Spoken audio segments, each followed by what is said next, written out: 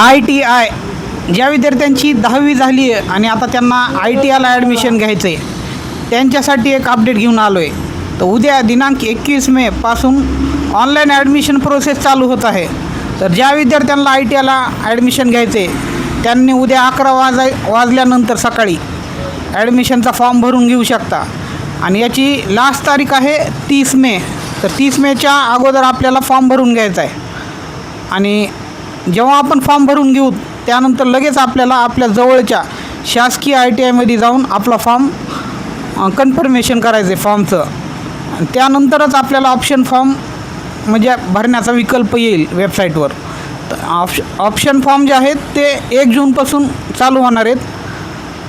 त्यासाठी आपल्याला आधी ॲडमिशनचा ऑनलाईन फॉर्म भरणं गरजेचं आहे. आणि ते फॉर्म भरल्यानंतर शासकीयला ITIला जाऊन तो फॉर्म कन्फर्म करणं गरजेचं आहे.